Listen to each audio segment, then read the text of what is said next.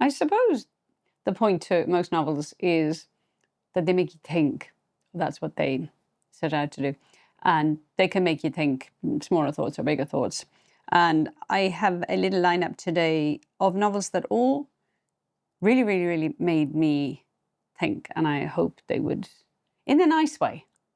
I hope that you'd have a similar experience. The first one is The Horse by Willy Vlautin, American writer. And if you've read Willy Vlautin, you'll know that he broke a lot of hearts with Lean On Pete. Because there's a horse. And this book is called The Horse. And I thought to myself, well, there's going to be a horse in this one, and I'm hoping that nothing happens to the horse. I don't want to get in the chop. So I was kind of in suspense for most of this novel. It's a stunner. We're living with, if you like, Al Ward, who's in his 60s, living on a disused mining claim in Nevada, and you get, the feeling that he's barely sort of surviving. There had been some kind of attempt by a good person, a neighbour, to, set him up with at least have a car that would run and somebody would deliver groceries, etc., etc. And this doesn't really seem to have panned out or happened. And Al is, you feel living in a very reduced, isolated lifestyle. And he's probably not doing very well. And then this horse turns up, said horse. Not doing very well, bit bedraggled, definitely in very bad shape. Lame, blind, and at night the coyotes have got wind of its distress as well as its existence, and Willy has to reach Willy. There you are, Willy Vlautin. I've done that already, but Al Ward, he's got his shotgun, and you wonder what he's going to do. But it turns out he can't actually shoot this horse, and he does his best. But then he suddenly realizes he's going to have to do more, and maybe a neighbor would know what to do with the horse. Is it salvageable? But the car doesn't start, or truck, whatever he has. And this is kind of a springboard for Vlautin to let us look at Al's life, how he's got to here, how come it's quite so bad. And it's done in kind of little episodes. It's like we reminisce, we go back, and small actions or small thoughts that occur to Al in his daytime then send us all shooting off in these different directions to learn and to have his past uncovered. And we learn that most of his life, he was a talented songwriter and musician that played with bands, went to clubs, casinos, bars, and the proximity to clubs, casinos and bars meant that Al made bad choices with the women in his life and with the way he was going to earn their trust and respect them, and definitely with alcohol. And his life has had alcohol in it and alcoholics in it. So it's very much about this sort of the bad choices and the state he'd get himself into. And this is all at quite a young age. And so we get to this, there's a kind of this culmination. You're looking at this horse, you're looking at this man who's decided he's going to have to trek over to neighbours, and how this sends him all over his life. Has it been a good life? What is living a good life? Who is he? And it's about the sort of the introspection and the kind of the way that he's closed his world in, and now he has to go outward. And how is that going to work? Absolutely hauntingly good writing. You get totally involved with Al, and I can't tell you any more because that might deliver spoilers, but it's the most glorious piece of writing. Another book that seems to deal with who we are, that very definitely deals with who we are and this kind of reclusive life, is a total surprise to me, Clare Chambers' Shy Creatures.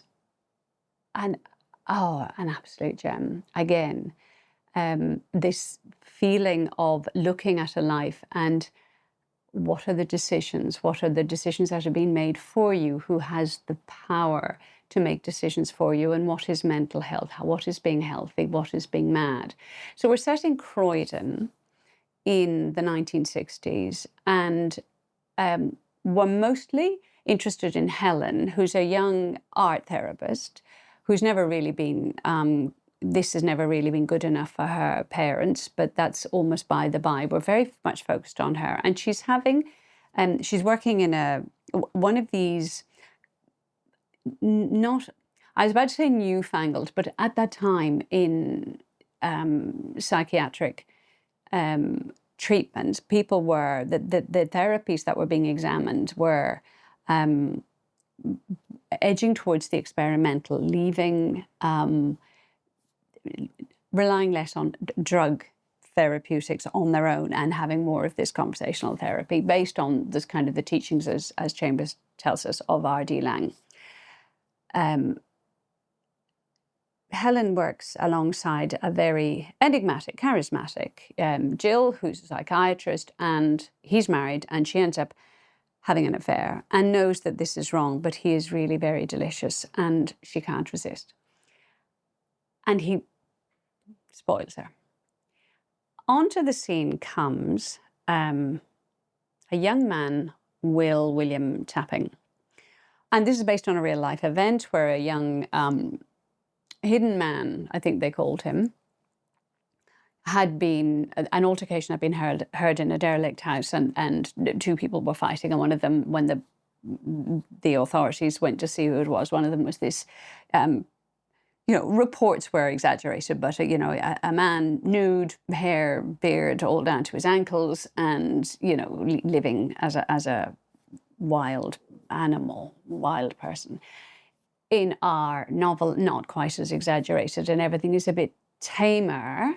But Will had been living with an eccentric aunt, and he is then brought into care in this place where we have Helen, and it turns out he was very artistic.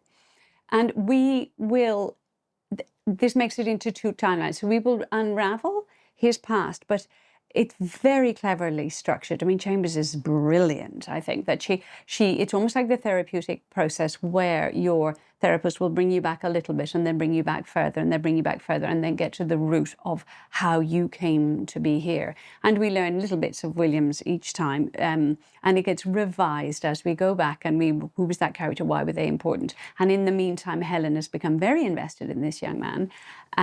Well, he's in his late 30s or 40s, and she's very interested in his art, who he is, and also talks to other people who may have known him. She digs up a little bit about his past, about his schooling, where they're friends, where they're people, and the whole story unravels. It is the most beautiful piece of writing on looking at who a person is and how they've been treated and whether people did it for your own good or not for your own good, and about how power can be wielded, as we all know, over the young, and it's not necessarily going to have favourable outcomes. And there is a most wonderful mother, not Williams, mother of a friend, who, if I could wish one thing on all young people, is that they could have a mother as wonderful as Marion.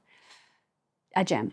You will not regret picking that one up. And of course, talking about this, looking at who we are, why we are, what are our lives and what do they mean. Elizabeth Strout's new one, Tell Me Everything, is a masterpiece. A masterpiece also of this anecdotal form, this storytelling, this way of teasing out the who we are,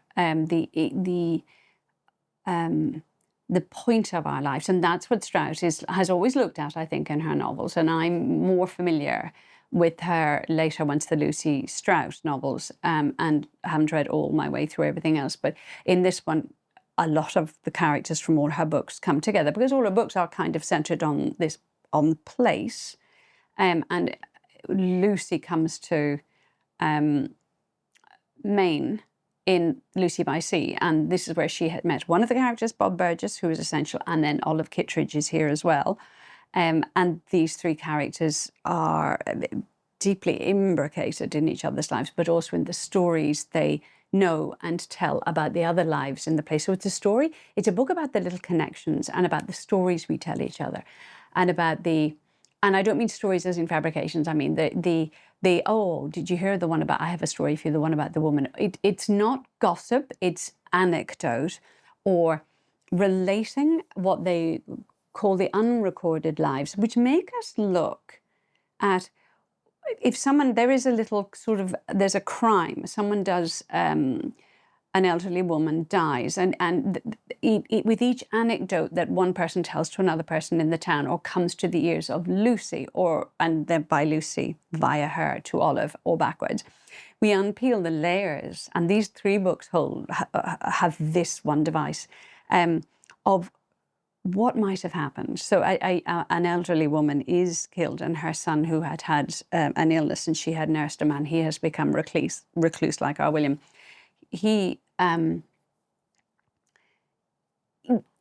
It's a kind of a thread for how did he come to be in that place as well, and what had happened to other people in their families, and what were the initial traumas, or the root of why people behave the way they do. And I think Strout has this nonchalance and this very bold way sometimes of putting things, because she lets her sentences just let you sort of glancingly say, oh my gosh, that's what that person's life is like. And there's none, as you know, there's none so odd as other people, and how that makes us then look at, and what's the point to a life that gets cut off short, or what's the point to a life where it, you know, to all intents and purposes, looks like there was no love in it, but was there? And is this all about love? And what is love, and what are the different ways we love people, and how valuable, how do we rate those? It is the most astonishing piece of storytelling. I spent time stopping on the actual sentences, on the lines, the despair sometimes that everybody witnesses, but it's about community, it's about how place keeps us together. It's all this tendriling out of story, and it's a masterpiece. 3 beauts there. You won't regret any single one of them. That is it from me. I will see you again in the next one. If you have enjoyed this video, you could think about liking and subscribing. You could actually do it as well, but that is up to you. Goodbye for now.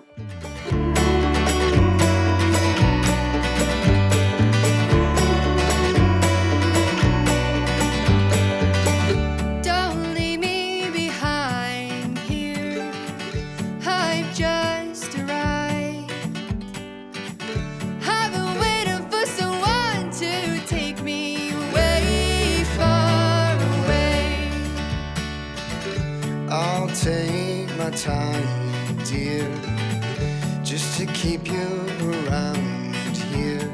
Know what they say, you can't keep the clouds away, away, far away.